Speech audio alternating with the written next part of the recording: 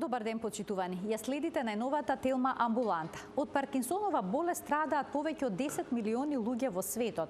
Бројот на новодијагностицирани постојано расте. Зошто е тоа така? Паркинсоновата болест и понатаму е неизлечива. Има ли на повидок некои нови третмани кои што ветуваат успех во лекувањето, односно промена на текот на болеста? На оваа тема денеска разговараме со доктор Петар Атанасовски, невролог. Разговорот ќе го проследите по рекламите, а ќе имате можност да поставите и вие ваши прашања во програма. Се гледаме набрзо по рекламите.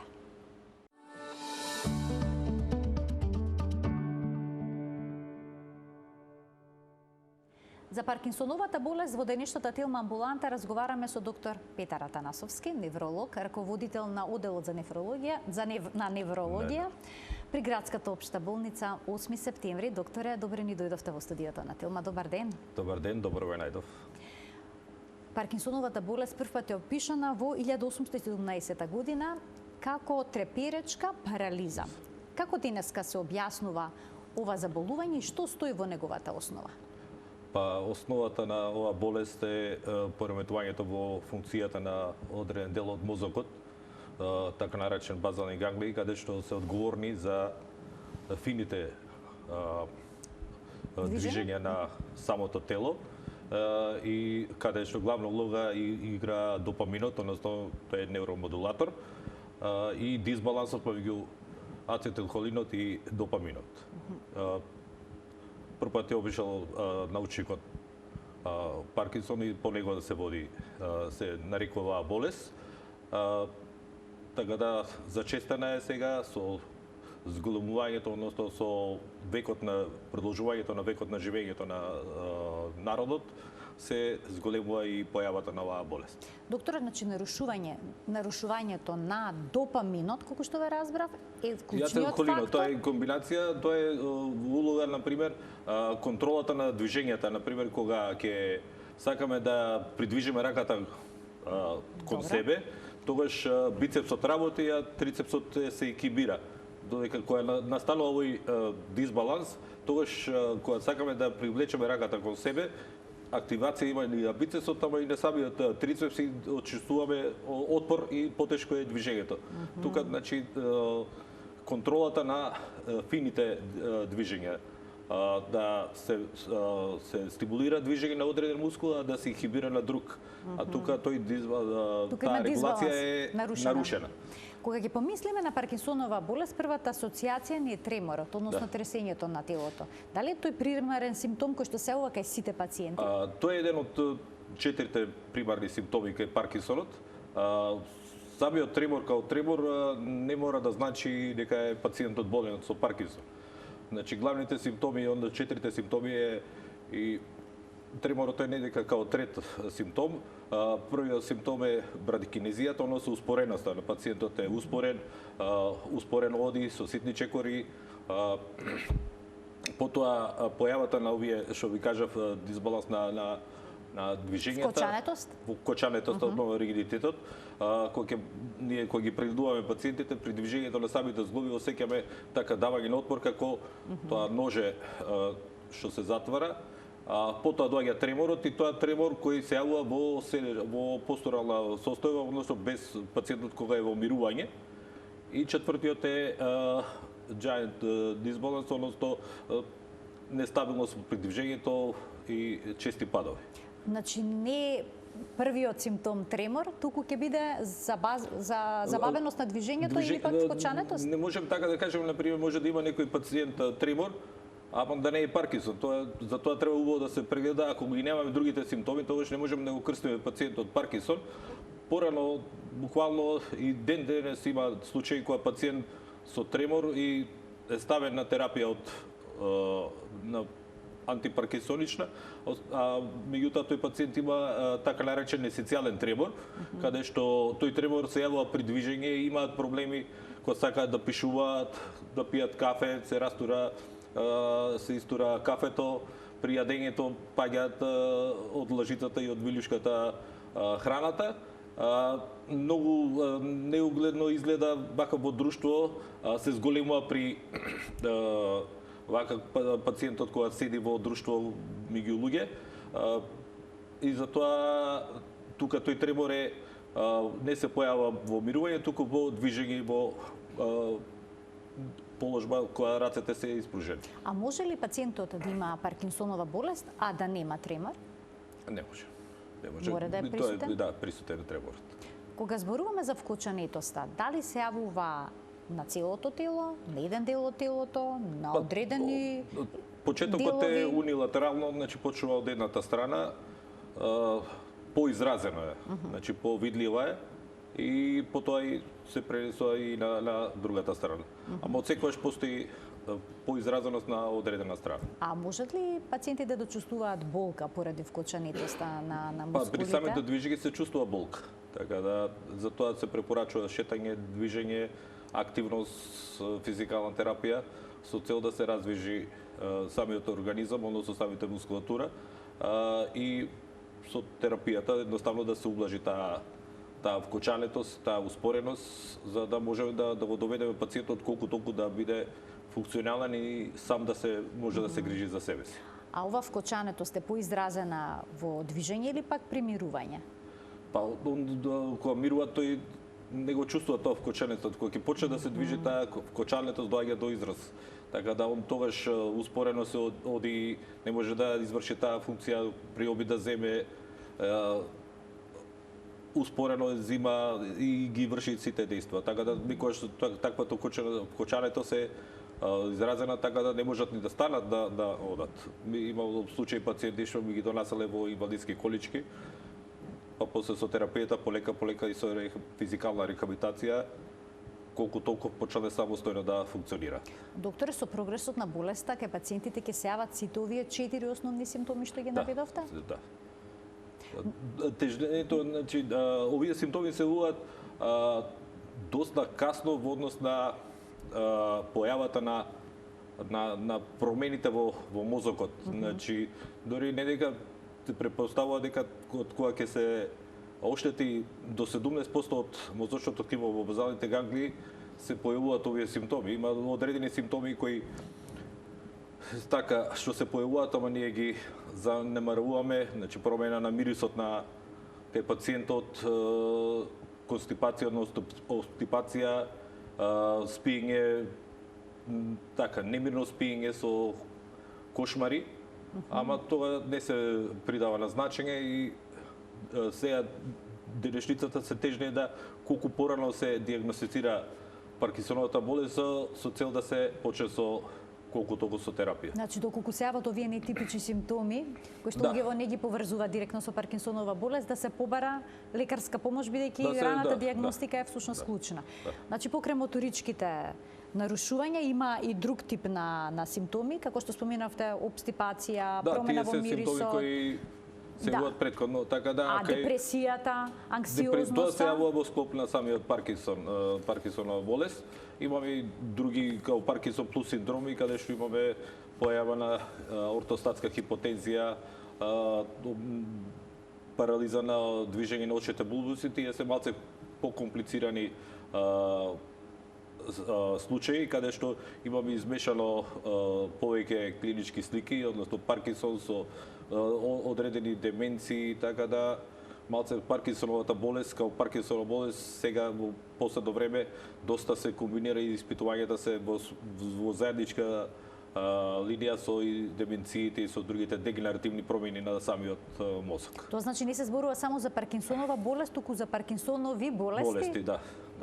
Ги има повеќе? Ги има повеќе, така као Паркинсон плюс синдроми, каде што кај овие Паркинсон плюс синдроми имаме, да речеме, мултипла системска атрофија, каде што доминира ортостатската хипотензија. Пациентите често пати ги донесуваат со како причина на лекар заради чести падови.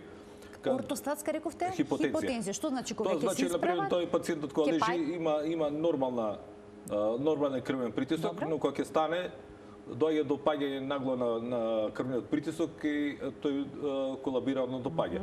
Така да тука доаѓа до самоповредување и чести проблеми се јавуваат кај овие Паркинсон плюс синдроми. Лекувањето е отежнато, дури само кај 10% од овие Паркинсон плюс синдроми делуваат овие овие терапии што се даваат кај Паркинсонот.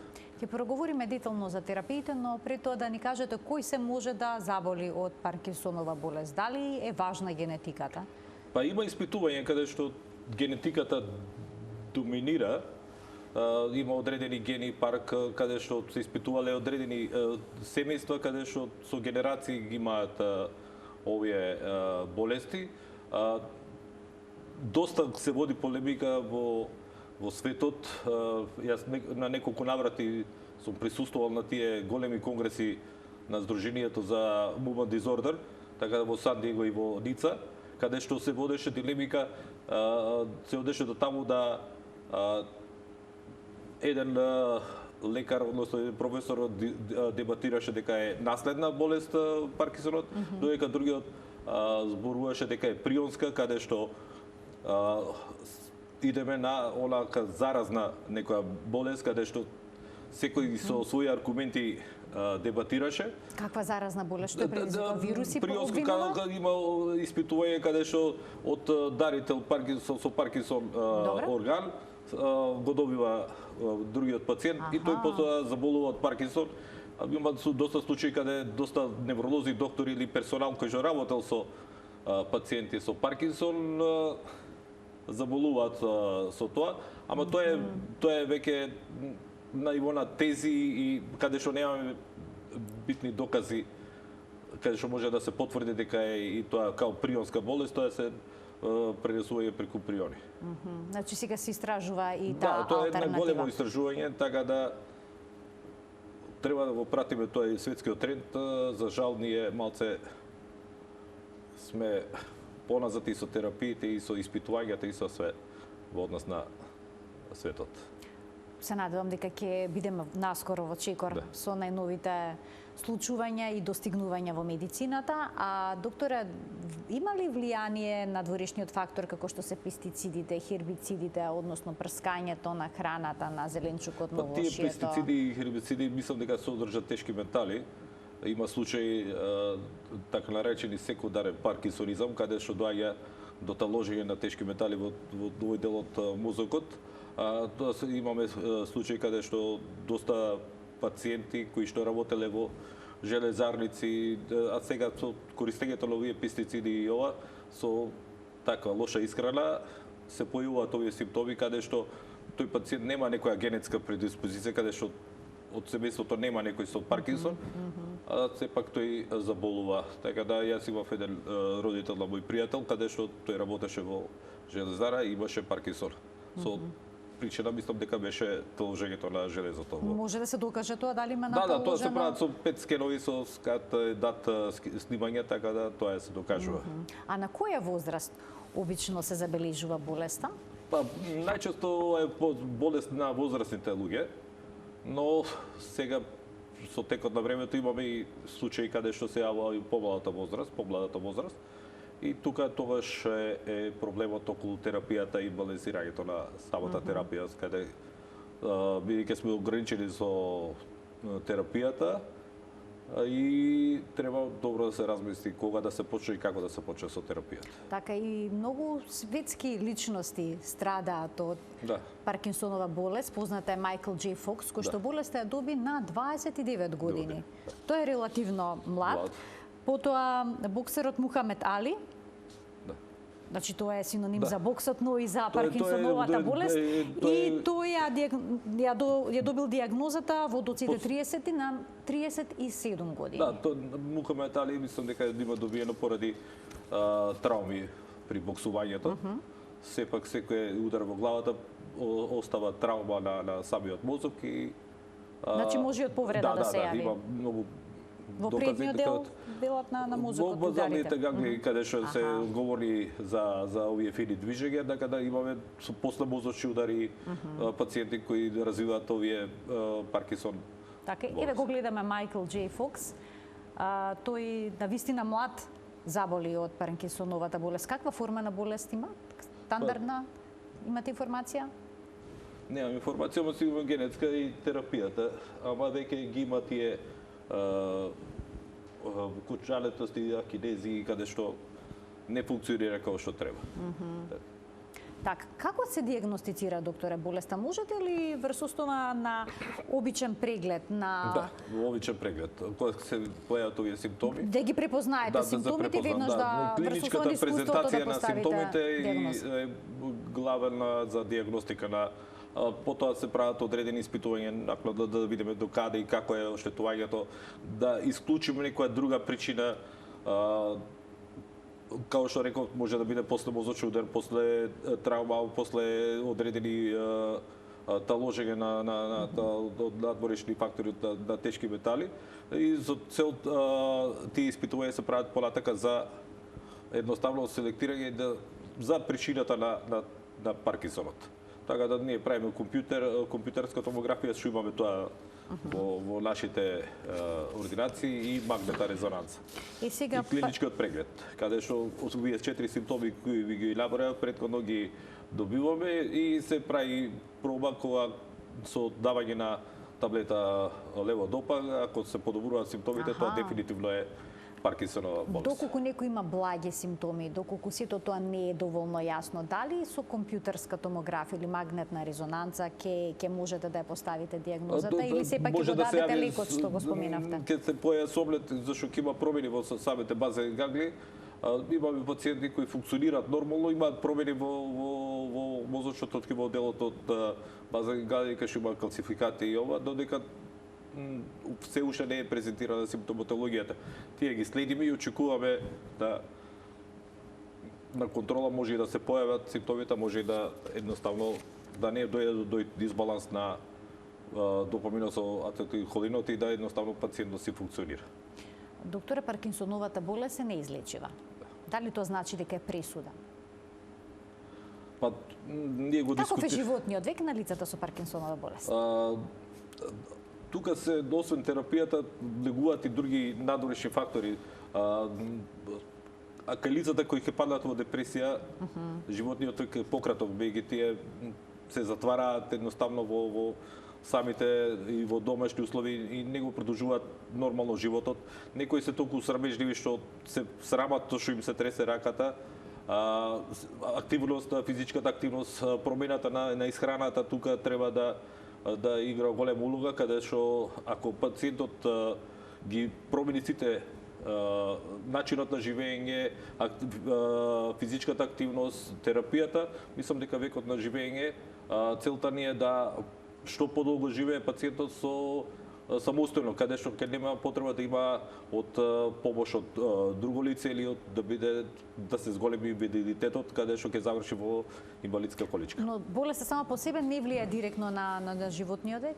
Не, за развојот терапијата, ако покасно се почне со терапија, ако не се промилат ако на пример причината за Паркинсонот не се острани, тогаш не можеме ништо да направиме ние. Така да терапијата сепак ова е дегенеративна, ова има, значи се развива колку што можеме ние да го сопреме развојот, да го продолжиме векот на живење на пациентот со цел да не да може да функционира. Да може функционира и квалитетот на животот да се подобри. Ако се појават овие Паркинсон плюс синдроми, каде што таму векот на живењето е доста краток, така да јас кој на едукација во Германија, то он има проблем бидејќи тие со Паркинсон плюс синдромите пациентите изискуваат нега, завршуваат во домови кај што треба нега, врзани за колички, така да они се жалеат дека доста пациенти избираат и еутаназија во соседните држави, каде што едноставно да си ги скратат маките, а се знаат тие векот на живење кај тие пациенти кај што се Паркинсон плюс синдроми, кај што имаме дегенерација на мозочното ткиво плюс и деменции, брзо завршуваат летално. Но основната Паркинсонова болест добро може реагира да трае, на лековите? Да, добро. Најдобро, он има повише видови на лекови, мало инхибитори, суплементи на леводопата, на допаминот, тоа е леводопата, и допаминергичните агонисти, ама леводопата останува универзален лек. Сите овие се достапни кај нас? Да, одредени лекови се достапни на рецепта а одредени лекови ги бараме да бидат достапни, ама тешко. Така да во светот, така да овие мали инхибиторите сега во последно време го донесоа разигилинот, каде што можеме во почетните стадиуми кај помлади пациенти да почнеме да го даваме, да не идеме со леводопата, бидејќи леводопата има ограничено и се препорачува да се почне кај повозрастни пациенти, не се препорачува кај Зошто е тоа така? Па доаѓа до појава на несакани ефекти, бидејќи Значи долготрајната употреба на лекот доведува до несакани ефекти. Се претпоставува дека докажано дека до 7 до 10 години користење, после тоа доаѓа до појава на одредени несакани ефекти на самиот лек. Какви се тие? Па кинези, дискинези, Тоа се неволни движења? да. Може да се јават и некои други дополнителни халуцинации, да речеме? Халуцинациите тоа се кај прамипксолот најчесто кога се користи. Тој го давам исто кај помлади личности. Кај повозрастните се избегнува многу бидејќи знае да даде халуцинации, така порив на коцкање, на такви работи. Така значи дури може и тоа, несакано однесување, коцкање. Несакано однесување на самиот пациент. Прекумерно јадење? Да, тоа компулсивно однесување. Компулсивно однесување, едноставно без контрола пациентот едноставно некогаш се случува да речат, добар е, весел е, таму не се прибера дома, се случувало да одредени богати личности коцкаат цело богатство, бидејќи без како контрола. резултат на лекот? Да. А доколку се прекине лекот, потоа се нормализира однесувањето? Да, симптоми се прекинува со лекот, полека се префрла на леводопа терапијата, каде што е дефинитивно најсигурниот лек и кај што може да се ослониме за терапија кај Паркинсон. Така, кога ги дават овие лекови, доколку е добра контролата кај пациентот, можете ли да предвидите кога ќе има добро контролирана состојба, кога ќе има помалку или лошо контролирана? Кај овие пациенти лековите секогаш ги ординираме постепено, со најмалата доза, со редовна контрола, и ја следиме состојбата како ако кај пациентот делува и најмалата доза, кај што се подобрува ригидитетот, подвижноста, успореноста, така да се останува на таа терапија, додека на контролата ако гледаме дека нема ефект, полека постепено се зголемува дозата. Ке ги поканиме гледачите да се вклучат во денешната Тилма амбуланта. Почитувани, од овој момент емисијата е контактна, телефонскиот број на телевизија Тилма, како и обично, ќе биде испишан на екранот. Вие можете да се јавите во програма, да поставите прашање кое што е поврзано со денешната тема, а тоа е Паркинсоновата болест. Во моментов разговараме за терапиите кои што се достапни за лекување на Паркинсоновата болест. Сега вела дека тука постои нели таа фармаколошка замка при долго време на користење на лековите може да се јават несакани ефекти, но дали самите лекови ќе ја подобрат состојбата на болест, односно ќе го променат текот на болест или ќе влијат само на симптомите? Како влијат? Значи, они го променуваат текот на болест, едноставно пациентот функционира подобро. Така да со активноста се стимулира движењето, едноставно пациентот, тоа е целта на оваа терапија. Така да за излекување не можеме да збориме, не станува збор, само тоа се као суплементи на самиот допамин. Или одредени каде што се инхибира ацетилхолинот, као што се антихолинергиците, ама тие доста послабо се употребуваат. На времето беа прва линија за избор, као што е менделексот, биперидинот, ама во последно време гледам се враќа повторно пак ама се пази бидејќи треба редовна контрола и кај повозрастните знае да направи несакани, кој што ги зборевме овие халуцинации и други проблеми. А доколку лекот дава несакани ефекти, потоа се направи пауза и по известно време повторно се даде. Може тогаш да функционира терапијата или доколку еднаш даден несакани ефекти повторно не се воведува?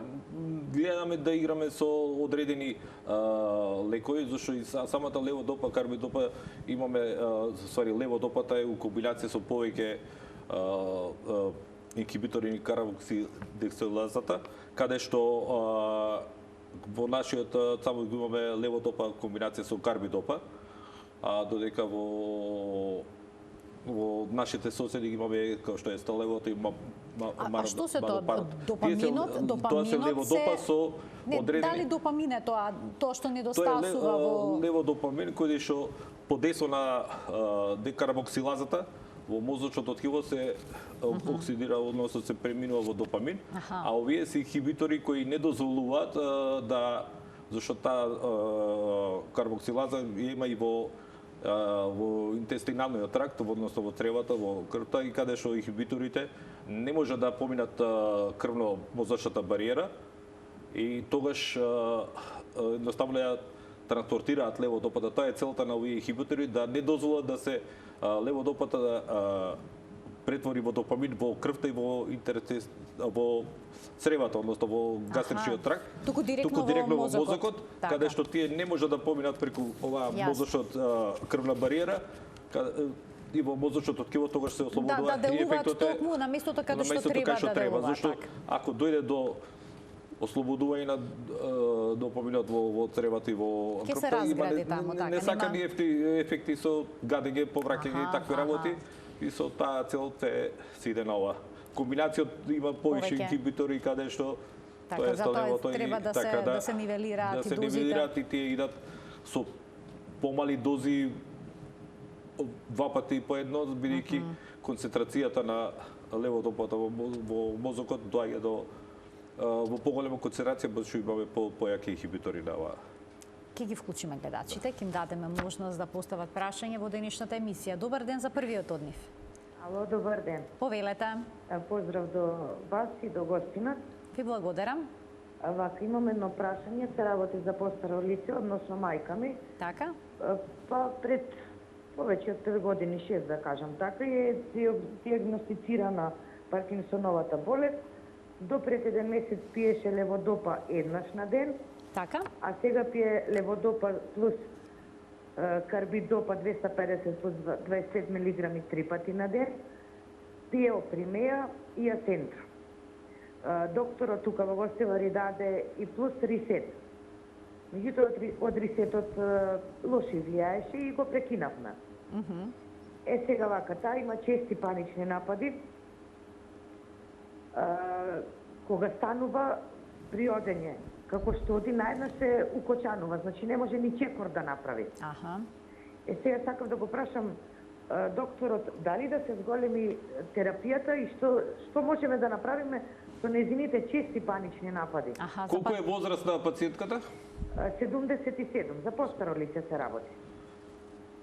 Па тоа не го спомнуваме тука рисетот, тоа се психијатриски лекови каде што може да предизвикаат и ригидитет, односно симптоми за Паркинсон. И обично не ги препорачувам јас, и кога ќе дојде некој пациент со рисетон, рисперидон, го тргам од тој лек, користам други лекови што се. Значи самиот лек може да доведе до симптоми. Самиот лек може да дојде, значи регланот знае да даде таква екстрапирамидна симптоматологија, халперидолот, односно рисперидонот знаат да дадат такви екстрапирамидни симптоми. Дури се доста страшни и затоа ние имаме екстрапирамидни симптоми, рековте, што е тоа? Тоа е Паркинсоновото, значи кочането со значи самиот лек кочането. Да, ригидитетот може да го предизвика и тогаш и ние бараме последно време го немаме како ампулар на акинетонот, односно менделексот, каде што се дава ампула на акинетон при појава на вакви симптоми. Исто така го зборевме ова прамипексолото, премињата, обично јас не ја препорачувам кај повозрастни, а дозата на леводопата за мене е малце пониска, бидејќи еднаш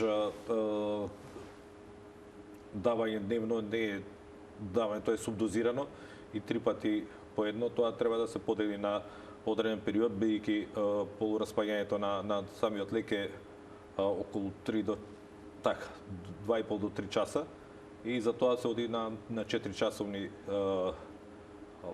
периоди, некојаш идеме и на 5 пати по едно или 5 пати по половинка, во зависност од самиот пациент колку терапија прима, со цел да не се појават тие офион феномени што ги спомнав, кочанетост, значи кога пред земање на терапијата одреден период немаме доволно количество на лекот, односно допамин во мозокот и во организмот и тогаш доаѓа до потенцирање на тие акинезии, односно успореност со кочанетост и екстрапирамидни. И сега во светот има одредени лекови допа кои што се као гел и се имплементираат директно во желудникот и се контролираат така да кога пациентот ќе осети одредена доза се дава или апоморфинот кој исто се дава субкутано со инектирање. Така да во светот јас пред колку беше 10 години можда во Израел доста беа развиени таму, а лани веќе почна во Хрватска да го имаат тој лек. Да, би било убаво и нашите пациенти да го добијат. Доста се скапи тие лекови, така да во светот освен оваа терапија имаме и хируршки терапии, каде што Ќе преминеме на хируршките терапии, само да ве прашам, оние што имаат панични напади, што имаат депресија, каква терапија треба да земаат? Антидепресивна терапија, обично се иде со центарата многу јас не ја препорачувам за возрастни. Идам со цителопрамот, така да и со алпразоламот. Така, значи треба и соодветна терапија која што ќе препише невролог за да невролог или консултација со психијатар. Со психијатар. Така да ние имаме убава соработка со нашите психијатри, така да они кои ќе се јават некои нивни пациенти со екстрапирамидна симптомологија со суспектност за Паркинсон, ни ги праќаат веднаш и ние кои ќе имаме такви проблеми ги препраќате. Значи тимска, односно конзилијарна, како се вели работа. Уште еден гледач ќе вклучиме. Добар ден. Добар ден. Повелете, во програма сте. Поздрав до докторот и до вас во студиото, водителке. Ви благодарам. Мојата мајка има 85 години, боледува од Паркинсонова болест со елементи на Алцхаймер и деменција. Се започна пред 18 години, кога за прв пат беше лекувана од анксиозност, а потоа и беше диагностициран слаб мозочен удар, така да таа почна да биде лекувана со од оваа болест Паркинсон и беше диагностицирана.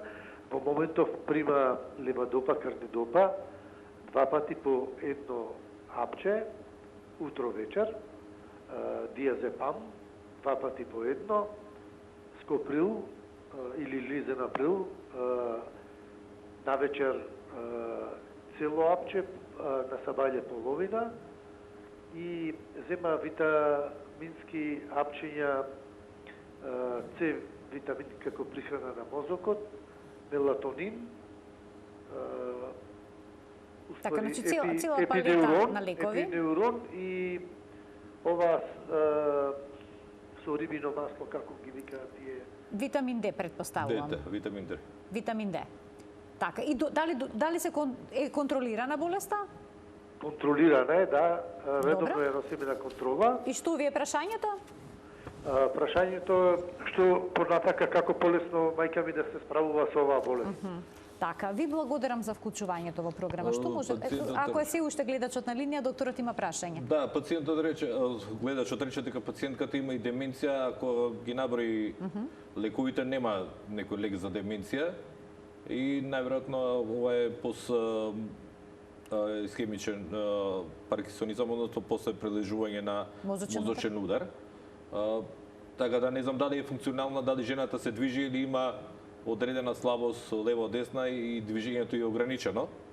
Дали гледачот се уште на линија? Не е тука. Така да, као што реков, 2 пати по едно субдозирана. Обично повише иде терапијата во однос на предржаниот мозочен удар.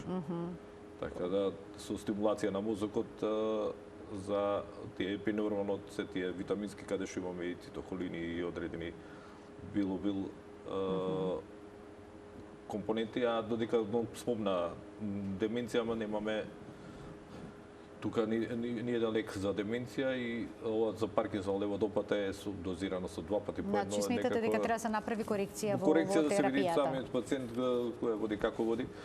Можда го не има некои лесни симптоми каде што и функционира вака, така да нема до голем израз до ригидитет и може појава на тремор кој е минимален и функционира жертва.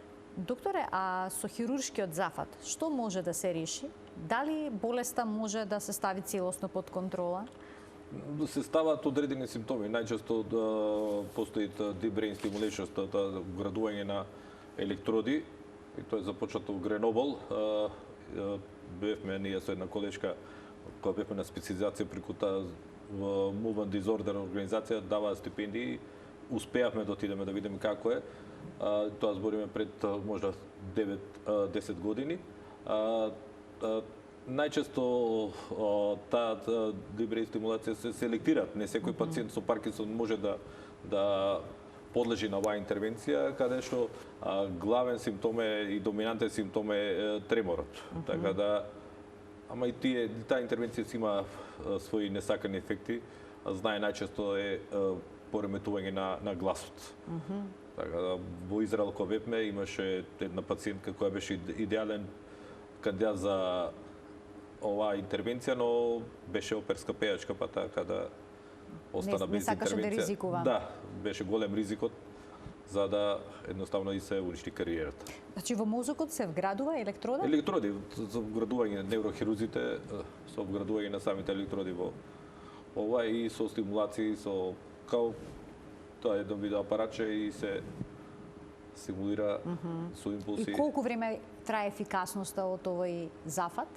Па, дали по известно време, како и со лековите, доаѓа се до... кај секој интервенција може да се јави и постоперативна инфекција, ама мислам дека подолго време траат тие. Така да кај нас некако јас тоа успеав да го видам за време на специализација или на овие посети на овие конгреси, каде што во Франција, во Америка, во Европа и во Израел се на врвно ниво. Мислам дека почна дали и во Белград да го прават тоа, но не сум сигурен да не. Има некои пациенти од кај нас што се решиле на некој ваков чекор да направат хируршка интервенција? Јас не ми е некој од познато. светските центри? Не ми е познато, искрено. Немам таков пациент. Ама знам да препорачам да отидат, бидејќи во Белград има врвни експерти, така да и председателот Владимир Коцич на САНУ, на Српската академија, исто невролог, кој е врвен специјалист во оваа област, и пишува и книги, така да и доста ги припаќа македонските пациенти, бидејќи има потекло од Охрид, така да имаме убава соработка и со нив. А доктор, има ли на повидок некој лек, некој нов лек кој што ветува дека ќе ги реши проблемите со Паркинсоновата болест, односно ќе ја запре болеста и ќе дојде до излекување? Па нема сега. Не знам, малце повеќе се ориентираат на лекувањето на деменцијата со овие моноклонални антитела, ама и таму иде споро и споро откривањето и одобрувањето на користење на тие лекови. Уште еден гледач ке вклучиме. Добар ден за него. Ало, добар ден. Добар ден, повелете. Ало. Ве слушаме во програма, сте, повелете. Поздрав до двајцата, среќни празници. Ви благодарам, се најубаво и вам. Имам едно прашање. Ми се појави тресење на рацете. Така. Докторката невролог ми препиша пропранолол. Добро. Меѓутоа, после многу добро ми одеше со пропранололот, се смирив, меѓутоа кардиолог ми рече дека се штетни пропранололот. Што значи тоа? Смеам да ги пијам или не смеам? Докторе, да имате некои прашања? Предпоставувам бидејќи само тресење на рацете, тоа е есенцијалниот тремор што разговаравме, да ако има и тресење на главата, обично така идат у комбинација и изборна терапија е пропранолол. Тоа е бета-блокатори кои се дава за и кај кардиолошките пациенти за лекување на ритми. Тоа е есенцијално тремор е така специфична категорија на болест кај што е доминантно наследна. Причината до сега уште не е откриена. Лекувањето има од пациенти што кажувале дека при користење на алкохол, една чаша вино, една чаша жесток алкохол се смируваат симптомите. Како што и обично, како што спомнав и претходно за есенцијално тремор, тој нема развивање на ригидитет, успореност, пациентот се функционира нормално во однос на движењето на и брзината, но кога ќе сака да јаде или да пие кафе, тоа се потенцира, при стресни состојби се потенцира и изборот на лекот е пропранолол. Паради овие причини јас доста имам успеси со користење на клоназепамот, односно клонилот.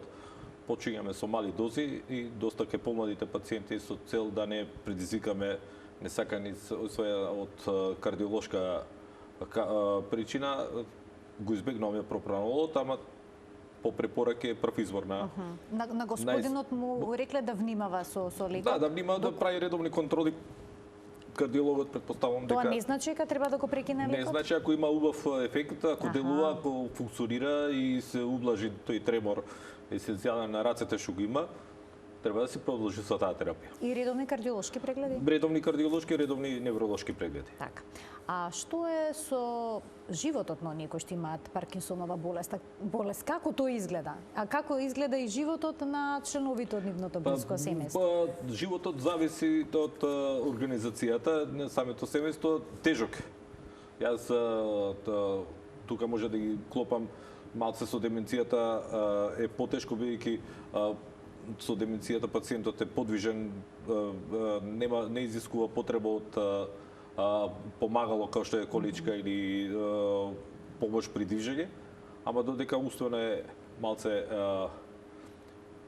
изместен, односно може да направи, не може да се контролира. И секогаш тешкотијата на пациентите со Паркинсон е во тоа што не може сами да функционираат. Затоа е целта на овие терапиите со цел да може да не биде зависен од друго лице, да може сам да отиде во тоалет, сам да се ги одржува животните навики, односно хигиената, исхраната, приготвувањето на јадењата и исто да се продолжи оној живот што го води со прошетки, со движење, социјален живот што би рекле, да не биде, ја не биде како дојде до повреметување, тога доаѓаат и депресиите и другите проблеми каде што пациентот станува нервозен, неподносив и за околината и за семејството и колку што е тешко за самиот пациент, тешко и за семејството. Дали тоа значи дека откако ќе му диагностицирате болеста на пациентот, му препорачувате да си продолжи да живее на стариот начин?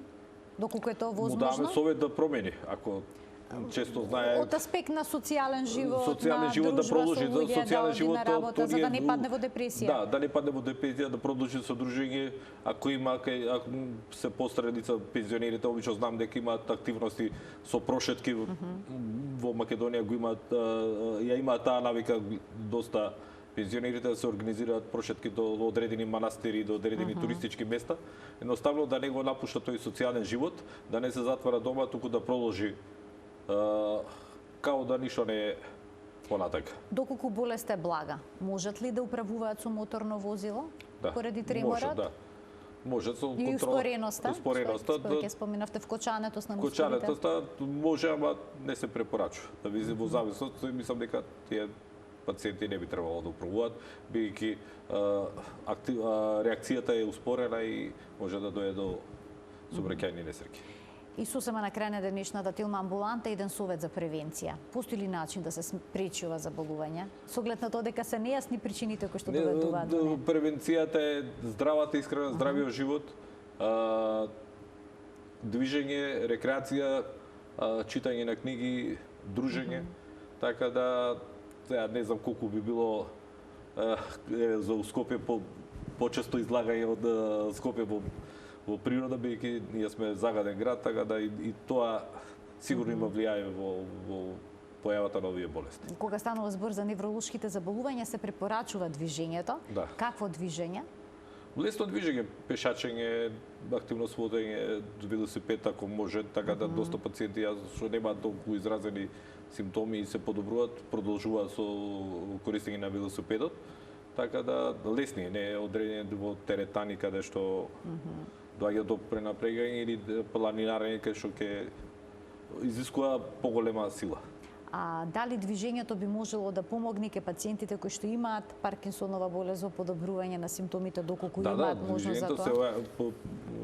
Се одржува во форма самата мускулна маса, не доаѓа до промена на самата маса, така да движењето се препорачува и физикалната терапија и движењето. Здравата исхрана е многу важна. Како кај оние кои што се здрави, но и оние кои што имаат Паркинсоновата болест, има ли некоја специјална диета за лица со Паркинс? Па мислам дека има, ама таа ретко кој ја користи. А доколку ја користат, доколку некој е посветен? Да. Ги давали посакуваните резултати? Да, тука немаме несување на тие пестициди, тешки метали, така да поздрава исхрана и едноставно функционира добро. Пред крајот на денешната емисија добив знак дека имаме гледач, што ќе биде и последното вклучување на гледач во денешната емисија. Добар ден за него. Добар ден. Повелете. Поздрав до вас, поздрав до докторот. Благодарам. Среќни новогодишни празници. Среќни на вас. Ви благодарам, се најубаво и за вас. Да го поздравам докторот. Да, јас ќе бидам надвор од темата. Јас сум негов пациент со мозочен удар. Така. Ве слушаме? Јас сум негов пациент, од првиот ден он ме прими. Добре, кој е вашето прашање? Па моето прашање е да го прашам докторот дали може да дојдам со приоритетен упут на контрола. Ви благодарам за вклучувањето во програма. Секогаш, доктор, имаме вакви прашања. Дали може да се дојде со приоритетен упат кај вас? Може на 16. На 16 јануар во амбуланта со приоритет. Тогаш е, претпоставам, вашиот ден во амбулантата? Да, тогаш е според распоредот. Секој месец правиме нов распоред, каде што имаме обврски, бидејќи ние сме оделени каде што не сме само со пациенти од амбуланта, туку имаме и болнички пациенти, работиме и на ургентниот центар, така да имаме доста обврски. Ја малку персонал сме, 9 невролози, така да... А многу пациенти имате? Многу, па имаме и болничко лекување, имаме секој ден имаме невролог што е дежурен, што го повикуваат на ургентниот центар каде што носат невролошки пациенти, каде што може да се случи да повеќе пациенти прегледуваме на ургентниот центар него ли во самата амбуланта. Така да иако се водиме како секундарно здравство, ние работиме како на ниво на клиника. Имаме пациенти горе околу 25 до 30 пациенти лежачки, кои се доста тешки, имаме интензивна нега. Така да единствено во Македонија невролошка интензивна нега кај што имаме респиратори и нашата работа доста сме оптеретени. Исто така сме одговорни за ако се појави некој пациент со невролошки симптоми по оделенијата во самата болница, исто неврологот мора да отиде да го прегледа. И затоа малце овие амбуланти ќе гледаме да ги колку толку да ги уредиме за да може да успееме да функционираме и да имаме време за лежичките пациенти. Исто така имаме и диагностички процедури како што ЕЕГ, ЕМГ, Доплер, каде што сме раштркани, односно насегаде и доаѓа до прегорување на самите доктори. И не сме способни да функционираме. Така.